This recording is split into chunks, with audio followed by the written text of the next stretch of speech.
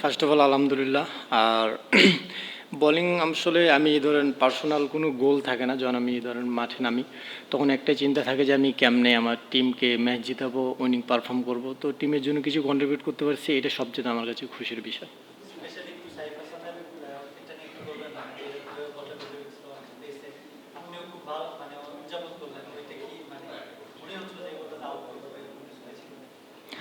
আসলে আগে থেকে অনুভব করা যায় না যে উইকেট পড়বে কি পড়বে না। আমি জাস্ট একটা জিনিস চেষ্টা করতেছিলাম যে কেমনে গুড লাইন অ্যান্ড লেন্থে বোলিং করা, জাস্ট ওইটাই চেষ্টা করছি।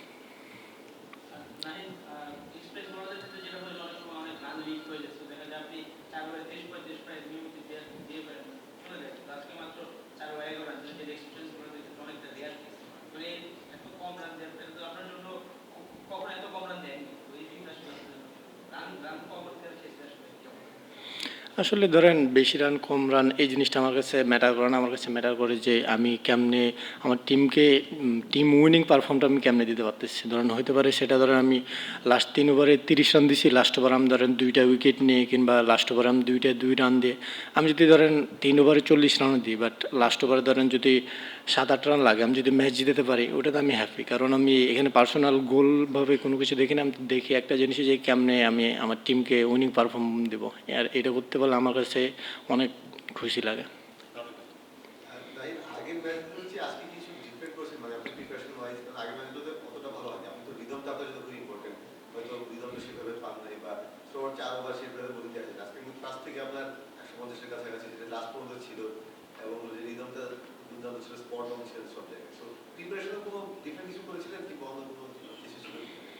না আসলে ডিফারেন্ট না, কারণ আপনার হচ্ছে আমি আমার পেজ ধরেন এর আগে যা ছিল এখনও তাই আছে।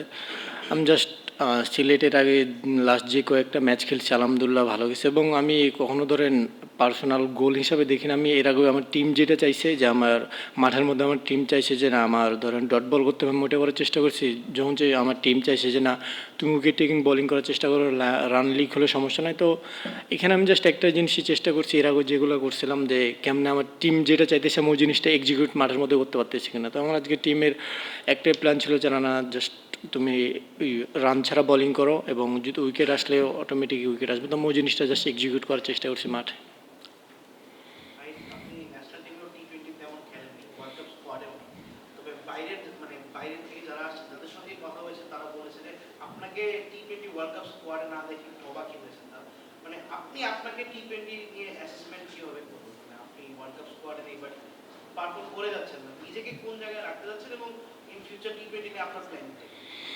আসলে দেখেন সিলেকশন এই প্ল্যানটা আমার হাতে না, প্রথম কথা।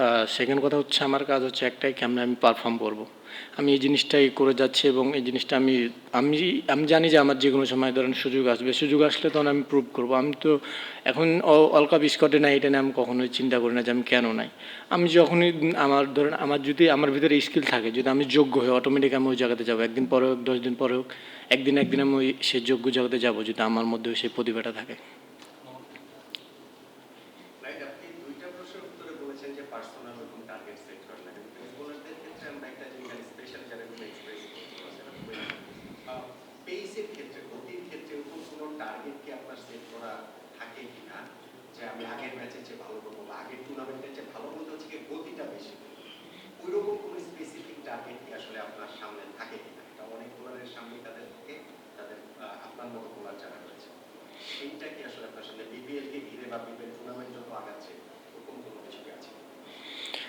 আসলে ধরেন আমার পার্সোনাল গোল বলতে একটাই ছিল, সেটা হচ্ছে বাংলাদেশ ন্যাশনাল টিমে খেলা, এবং 3 ফর্মেটে খেলছি আলহামদুলিল্লাহ। এখন একটাই গোল যে দেশের হয়ে বাংলাদেশকে আমি যতদিন সার্ভিস দিতে পারি এই ফিট থেকে, এটা হচ্ছে এখন গোল। এবং যতবারই বাংলাদেশকে ম্যাচ উইনিং পারফর্ম দেয়, কিংবা আমি ফ্র্যাঞ্চাইজি লেগে যে কোনো ফ্র্যাঞ্চাইজি থাকে ওই ফ্র্যাঞ্চাইজি টিমকে ম্যাচ উইনিং পারফর্ম দেয়, এই জিনিসটা আমার কাছে সবচেয়ে বেশি মূল্যবান, যে কেমনে আমি টিমকে উইনিং পারফর্ম দেবো।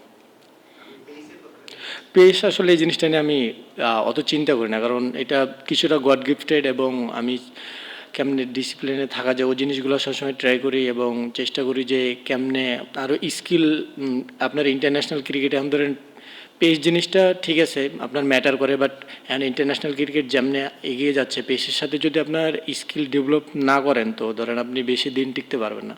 সো আমি পেসের সাথে চেষ্টা করতেছি কেমনে আমার স্কিলটা আরও ডেভেলপ করা যায়।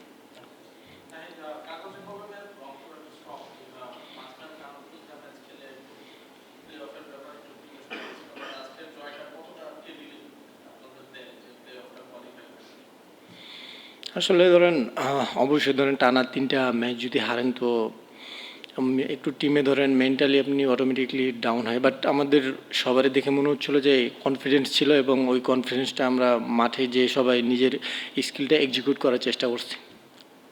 Thank you. নাহিদ, এমনি কি আপনি যখন বোলিং করেন মানে ব্যাটার ওয়াইজ কি আলাদা কোনো পরিকল্পনা থাকে নাকি আপনি যখন বোলিং করেন? হ্যাঁ, যেটা এর আগে আমি বললাম যে আমার পার্সোনাল একটাই গোল থাকে যে আমি কেমনে আমার টিমকে উইনিং পারফর্ম বোনাস দেবো, এটা দিতে পারলে আমি সবচাইতে খুশি। ওকে। থ্যাংক ইউ, আসসালামু আলাইকুম।